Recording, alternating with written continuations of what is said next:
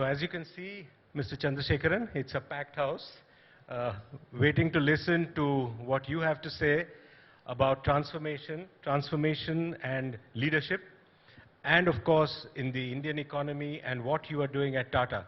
To start off, we will, let's take a slightly higher perspective, a bird's eye view of the economy first, and understand from you, as the head of this multi-diversified, storied conglomerate, what is your sense of where the Indian economy is heading? We are calling it the India moment, but there are serious headwinds across sectors, across the global economy. Where do you, as the Tata Group chairman, see the Indian economy heading? See, if you look at the global macros, and there are enough headwinds, and every economist has a negative view, whether it is the US market from inflation perspective, or UK, which is facing one of the highest levels of inflation. Europe has its own problems due to energy because of the Russia-Ukraine war. And the US-China standoff has its own implications for all economies. So there is a lot of negative view or too much caution. I am not an economist. I cannot really either talk for it or talk against it. But if you really look at our portfolio, where we operate across sectors from steel, auto, power, to all the way to consumer, there is a very, very strong demand. We have just consolidated the numbers for the financial year. We still have not declared the results for all the listed companies. So we have the analyst estimates for some of them, and listed companies, some of them have declared results. I'll say that the group on our base will grow more than 20% year on year. And we take out international revenues.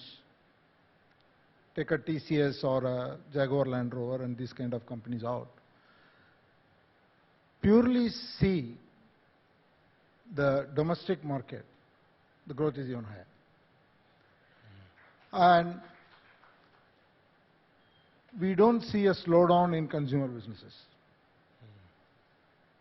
In fact, we see demand in tier 3, tier 4 towns for both discretionary and non-discretionary items higher than tier 1 cities. So we are not able to reconcile the commentary to what's happening on the ground. So from our point of view, we are going to be focused on growth, but we'll have to keep an eye on the developments that are happening. So I am actually an India bull.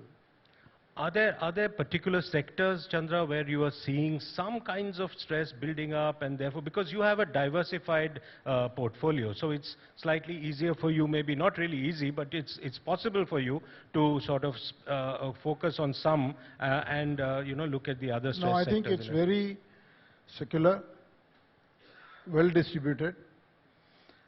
I think Narendran is here. The only sector where we have had a issue on the price is steel, from last year to this year, because of last year it was one of the outlier year. But otherwise, I think the growth has been pretty secular across the board. B2B companies, infrastructure companies, or consumer companies. So I think it's been. We are watching it. We have to be very careful because of all the things that are going on in geopolitics. But India is quite strong.